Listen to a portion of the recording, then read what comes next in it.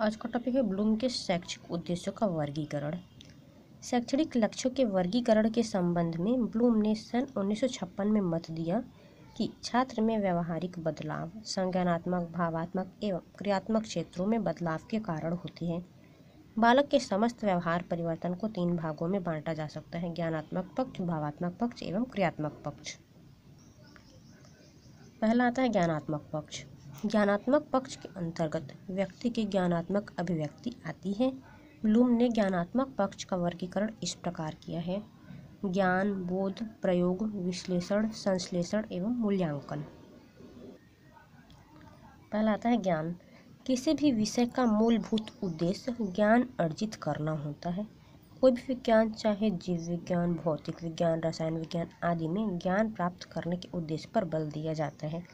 जीव विज्ञान शिक्षण में ज्ञान उद्देश्य को प्राप्त करने के लिए निम्नलिखित बिंदु का ज्ञान होना अनिवार्य है। जीव विज्ञान शिक्षण में वैज्ञानिक नामावली, शब्दावली, सूत्र, विचारधारा व प्रतिक्रियाओं को समझना जरूरी है। दूसरा है जीव विज्ञान से संबंधित खोजों के प्रति रुचि एवं प्रयासों पर बल दिया जाए। तीसरा, मानव शरीर और उनकी क्रियाओं को जानना व समझना चाहिए। चौथा है पशु विज्ञान, वनस्पति विज्ञान व उनके मानव के प्रति महत्व को समझना चाहिए। विज्ञान की विभिन्न शाखाओं का परस्पर संबंध व जीव विज्ञान के साथ इनका संबंध ढूंढना चाहिए। ज्ञानात्मक उद्देश्य बनाते समय शिक्षक को निम्न बिंदुओं का ध्यान रखना चाहिए। पहला है बालक को इसके स्तर के अनुसार ज्ञान दिया जाना चाहिए। दूसरा, ज्ञान बालक के वास्तविक जीवन से संबंधित हो। तीसरा, ज्ञान हमेशा क्रमबद्ध रूप में ही दिया जाए। चौथा, ज्ञान स्मरण शक्ति पर केंद्रित होना चाहिए। सेकंड है बोध।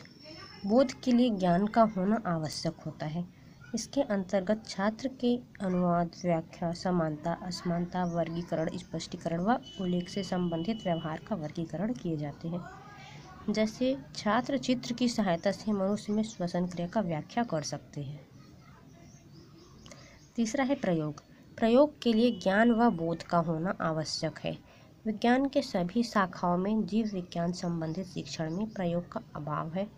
उच्च कक्षाओं तक विद्यार्थी जीव विज्ञान का मात्र अध्ययन ही करता है, उसका प्रयोग करने में असमर्थ रहता है। अतः स्कूल कक्षाओं में जीव विज्ञान से संबंधित व्यवहारिक प्रयोगों की योग्यताओं का विकास करना ही जीव विज्ञान शिक्षण का उद्देश्य होना चाहिए। फॉर एग्जाम्पल, छात्र चंद्र ग्रहण का कारण प्रयोग के द्वारा प्रदर्शित कर सकेंगे। नेक्स्ट है विश्लेषण। बालक के ज्ञानात्मक पक्ष का महत्वपूर्ण उद्देश्य विश्लेषण है। इस उद्देश्य की प्राप्ति में छात्रों द्वारा विषय वस्तु का विभाजन, आलोचना, सारांशीकरण, विरोध करना अपेक्षित रहता है। उदाहरण, छात्र प्रकाश संश्लेषण में प्रत्येक घटक को पहचानकर उनके कार्य को स्पष्ट कर सकता है। नेक्स्ट आता है संश्लेषण।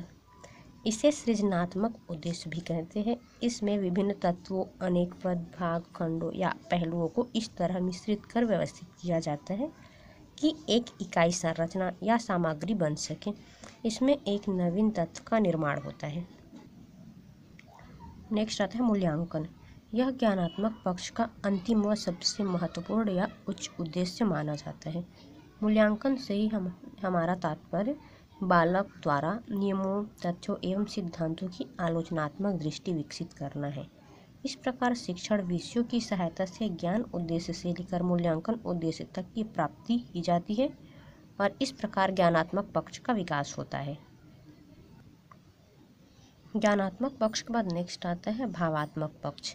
भावात्मक पक्ष में व्यक्ति की आंतरिक अभिव्यक्ति आती है। ब्लूम के अनुसार भावात्मक उद्देश्यों का वर्गीकरण निम्न प्रकार से किया गया है: आग्रहण, अनुक्रिया, अवमूल्यन, व्यवस्थापन एवं विशिष्टीकरण। पहला है आग्रहण।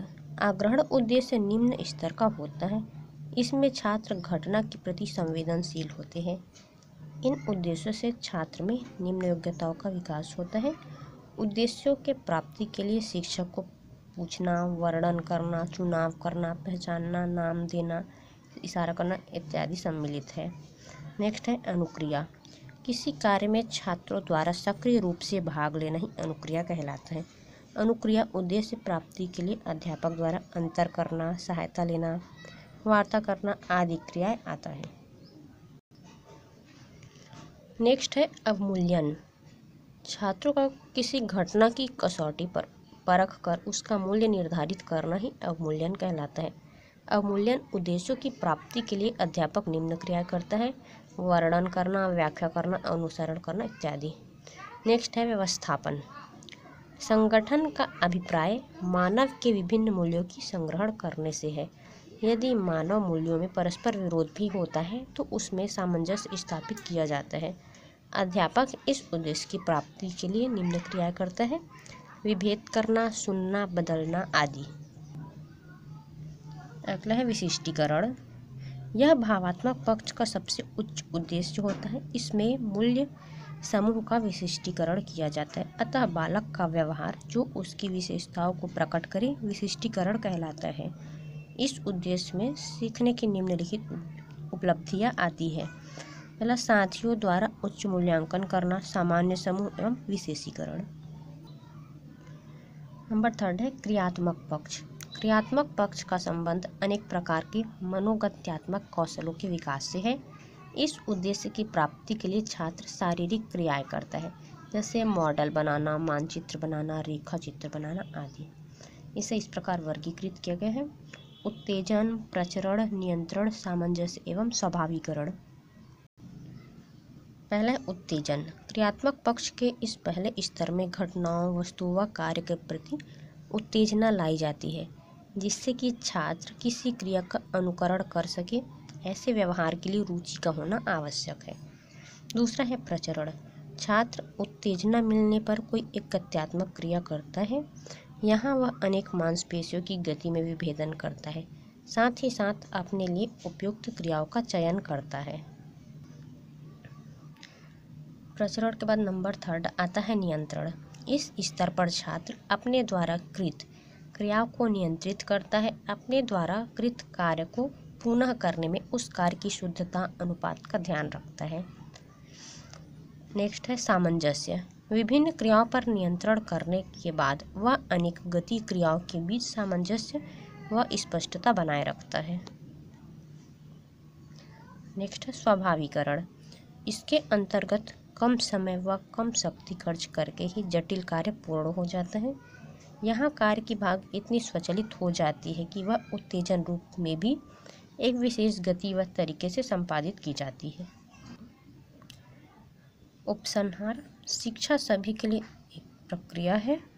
यह एक क्रमबद्ध व सुनियोजित एवं निरंतर चलने वाली प्रक्रिया है। शिक्षा ग्रहण करने के लिए लक्ष्य का निर्धारण अति आवश्यक है। बिना लक्ष्य के कोई भी कार्य सफल नहीं हो सकता। इसी उद्देश्यों की पूर्ति के लिए ब्लूम ने शैक्षिक वर्गीकरण किया है, जिससे शैक्षिक उद्देश्यों को पूर्ण किया जा सके।